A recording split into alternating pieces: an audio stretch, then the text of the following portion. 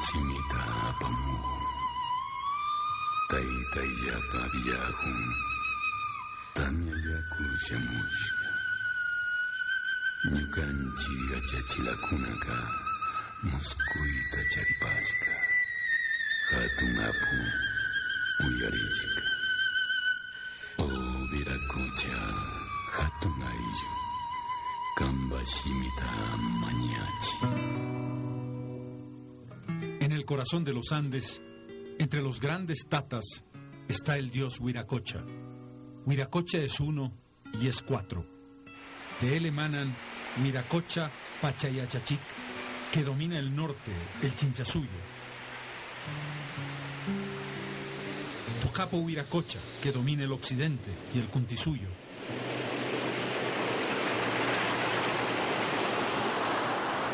Y Maimana Viracocha, que domina el oriente y el antisuyo.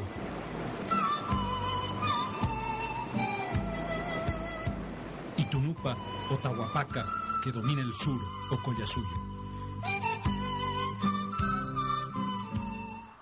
Tunupa, antiguo dios creador, queda supeditado a Viracocha.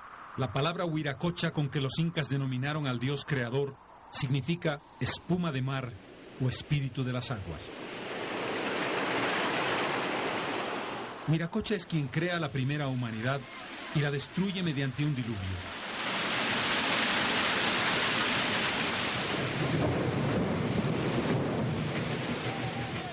Después de un tiempo de oscuridad e intensas lluvias, hace que el sol y la luna emerjan en la entonces llamada isla Titicaca.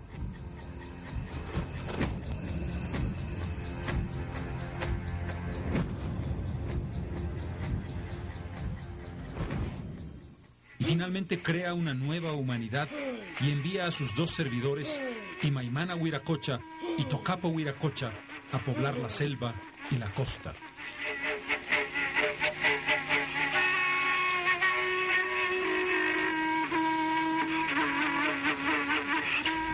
Y da muerte al rebelde Tunupa en la Isla del Sol. Su cuerpo es atado a una balsa y arrojado al lago. Al chocar con la orilla, abre el curso del río Desaguadero. Posiblemente, el personaje central de la Puerta del Sol de Tiahuanacu representa al antiguo dios creador.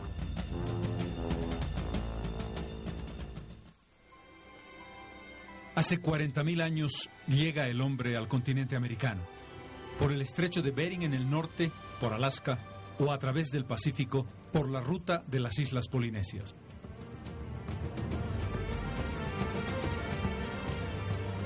$20.000 años antes de Cristo comienzan a aparecer los primeros rastros de piedra trabajada por los hombres americanos.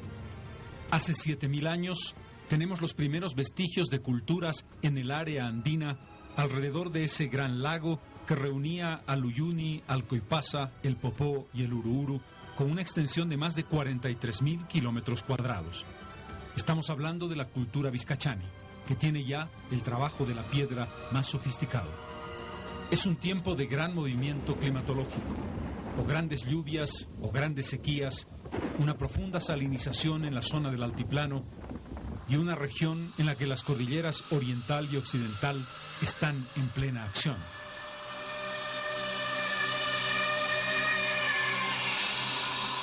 El Sajama es entonces un volcán en erupción, lo mismo el Zabaya, que luego sería conocido por los indios como una deidad espiritual, el Tata Zabaya. Paralelamente a la presencia humana en la zona, hacia el 5000 a.C. se produce una gran sequía que termina con el lago gigante y separa a los salares de Coipasa, Uyuni y los lagos Uru y Poopó.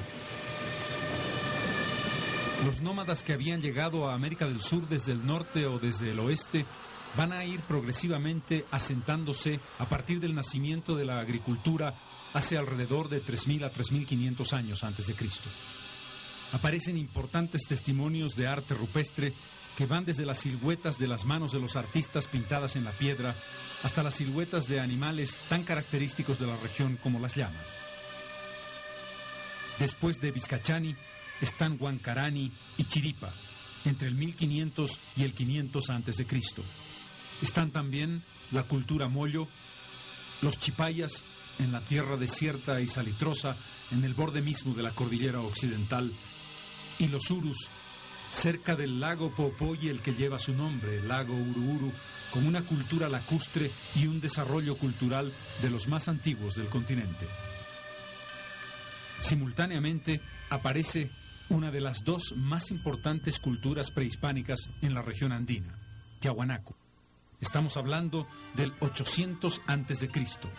El desarrollo de Tiahuanaco, que va a tener una importancia fundamental en la región, tiene su momento mayor entre el 700 y el 1000 después de Cristo.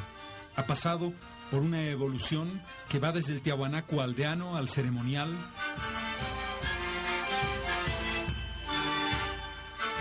al urbano y finalmente al expansivo, cuando podemos hablar de un imperio tiahuanacota que va a tener presencia no solamente alrededor del lago Titicaca, sino en otras regiones que van desde el sur del Perú hasta el norte de Chile. Importantes centros arqueológicos alrededor del lago Titicaca, como Huancarani, Tiahuanaco, Chiripa, Lucurmata, Oje, Pocara, son una demostración de la extraordinaria importancia de lo que viene a ser el equivalente del mar Mediterráneo en el núcleo andino, el Titicaca. Tiahuanaco es una cultura altamente sofisticada, con ejemplos extraordinarios en el tejido, la cerámica, la orfebrería y particularmente la arquitectura y la escultura, en la que el pulido de la piedra y el trabajo de las figuras tiene una categoría muchas veces no igualada incluso en siglos posteriores, tanto en los Andes como en el conjunto de las expresiones culturales alrededor del mundo. La pirámide de Acapana, Calasasaya, Pumapunku, el centro ceremonial del imperio Tiahuanacota y la demostración de su alto nivel de desarrollo. Por una parte, las extraordinarias figuras de la Puerta del Sol con su profunda simbología. Y por supuesto, los imponentes monolitos como el Ponce, el Fraile o el gigantesco Bennett, la figura más importante de las estelas tiahuanacotas del periodo clásico. Por la otra, las delicadas cerámicas de la isla de Pariti en el Titicaca, que van a vincular lo que fue la expansión del imperio tiahuanacota.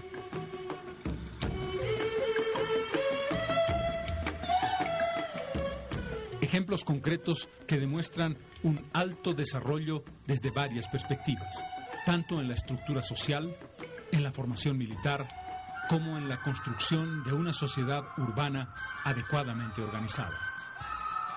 Una organización productiva, además, que fue capaz de alimentar a una gran población con una tecnología extraordinaria, los sujajoyos que multiplicaban la productividad de alimentos en áreas muy pequeñas con un notable sistema de riego. El periodo de mayor esplendor de Tiahuanaco, que está alrededor del 600 al 700 después de Cristo, va a sufrir un corte abrupto e inexplicable hacia el año 1100 después de Cristo. ¿Qué explica la desaparición de Tiahuanaco? ¿Por qué una cultura tan importante va a quedar simplemente en el rastro de sus expresiones artísticas? ¿Qué lengua hablaban los tiahuanacotas? ¿Cuál era verdaderamente su origen? La mayoría de las investigaciones coincide en que los tiahuanacotas eran puquinas y que en consecuencia hablaban la lengua puquina. Haya sido un cataclismo por razones de clima, haya sido una decadencia progresiva, el caso es que Tiahuanaco desaparece como cultura viva definitivamente.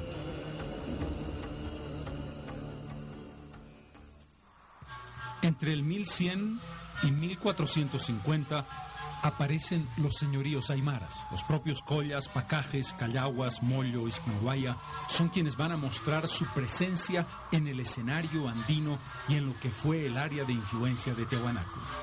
Es aquí donde podemos identificar la aparición del mundo aymara, la construcción de esos señoríos con sus propias características y su propia lengua, y sobre todo un carácter indómito que acompañaría estas culturas a lo largo de siglos y siglos.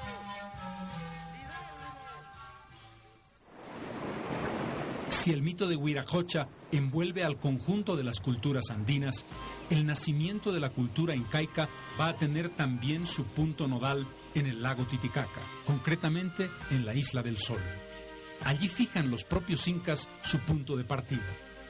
Manco Cápac y Mama Oglio, que han recibido el mensaje divino, indica que la varita que lleva en la mano Manco Cápac será la que define el lugar de creación del imperio. Allí donde él pueda hundirla sin ninguna dificultad es donde se fundará la ciudad cuna del imperio de los incas. El lugar sería el Cusco. El imperio incaico va a ser la expresión más importante de la historia prehispánica en América del Sur. Dominará desde el Ecuador hasta la Argentina, incluyendo lo que hoy son territorios del norte de Chile, Bolivia y Perú. En muy poco tiempo, la estructura organizativa de carácter social permite un proceso expansivo de carácter militar y un proceso de conquista incesante que va a darles el dominio de prácticamente la totalidad de los Andes del continente sudamericano. Los orígenes del imperio incaico se remontan hacia el 1200 después de Cristo, pero en verdad la expansión del imperio comienza en las primeras décadas del año 1400. Precisamente será Pachacuti quien va a organizar la expedición de conquista del Collasuyo, el intento de dominación del mundo aymara. El imperio está perfectamente estratificado. Tiene una estructura vertical donde el Inca, encarnación divina, es la punta, la cabeza de la pirámide, y a partir del cual va a desarrollarse el conjunto de la sociedad. Hay un equilibrio en la administración de los pisos ecológicos y el proceso de cultivo y autoabastecimiento alimentario. Tiene un sistema de caminos que ha logrado una red de integración en un espacio geográfico gigantesco, muy parecido a lo que pasaba en tiempos del Imperio Romano. El verdadero nombre del imperio incaico es Tahuantinsuyo, la tierra de las cuatro partes. Chinchasuyo en el centro, Cuntisuyo sobre la costa del Pacífico, Antisuyo en la selva y Collasuyo en el altiplano.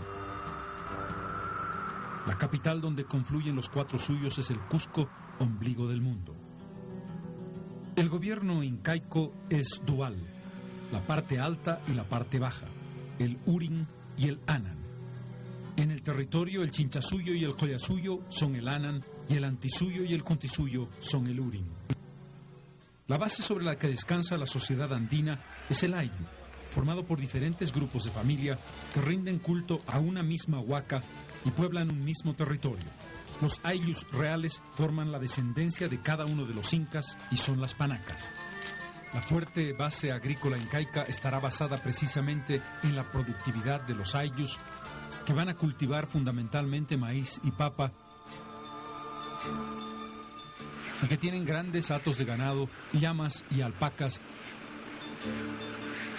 El Estado controla tanto la fuerza de trabajo como los centros de producción, pero no domina la tierra que comparte con los diferentes curacas en los Ayllus.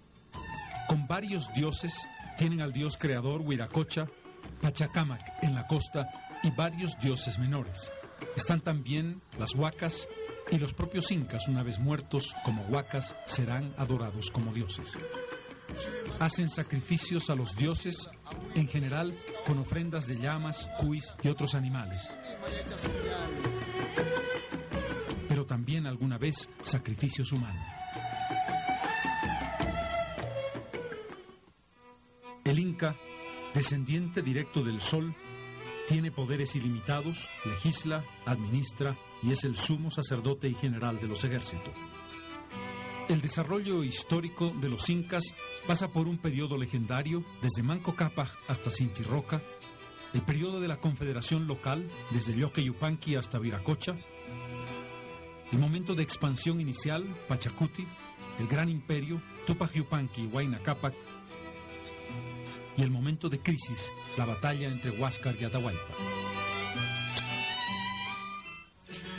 El proceso de expansión imperial implacable está basado en los mitmas, los mitimaes, nombre que reciben los miembros de grupos humanos que son trasladados de un lugar a otro según las exigencias del Estado.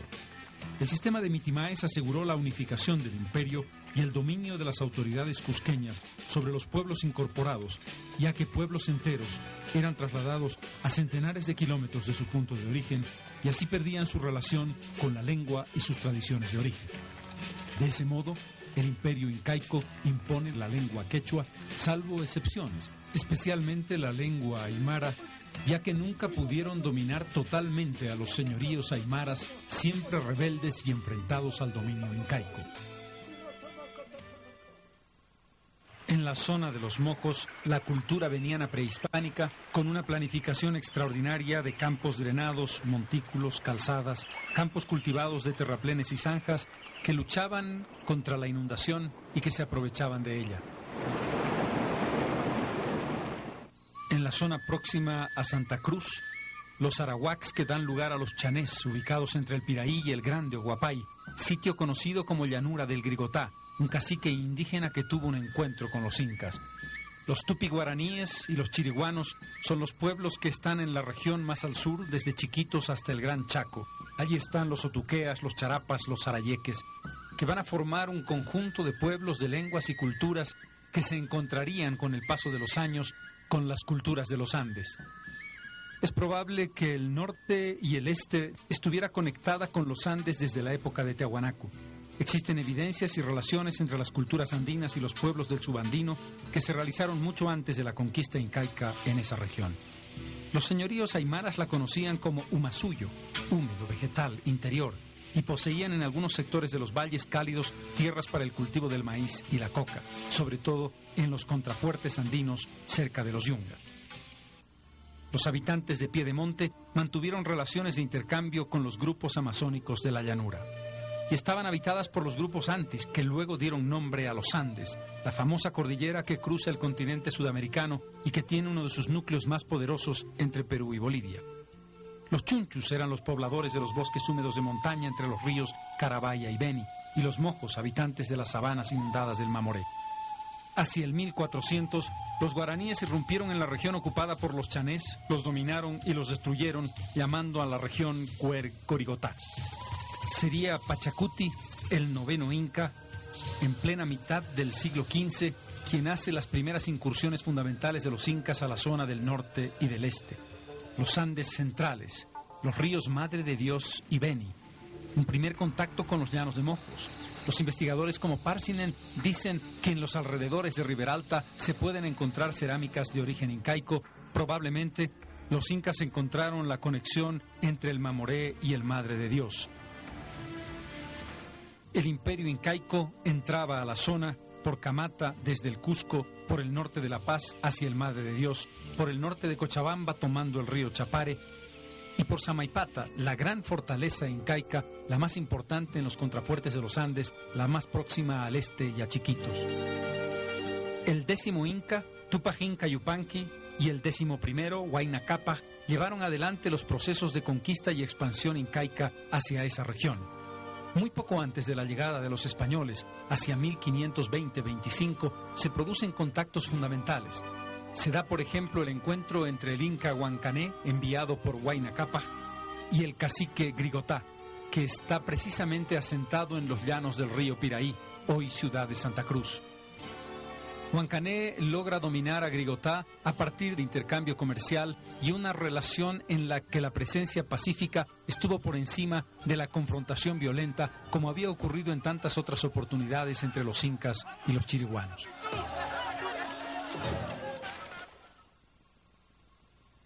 No cabe duda de que el momento más alto, la civilización más significativa que tuvimos en América del Sur fue la civilización incaica. Y no cabe duda que el mundo incaico marcó de manera fundamental nuestra personalidad y el desarrollo de los pueblos, no solamente en el caso de Bolivia, sino varios del mundo andino, que establecieron luego una traumática y compleja relación con el mundo europeo. A partir de ese momento expansivo que vimos con Pachacuti y sobre todo con Huayna Cápac, se va a consolidar un imperio que tuvo elementos de organización social admirables, a la vez que una definición implacable en el sometimiento de otros pueblos que fueron quechuizados y que marcaron la realidad indígena que heredamos poco antes del momento de la llegada de España.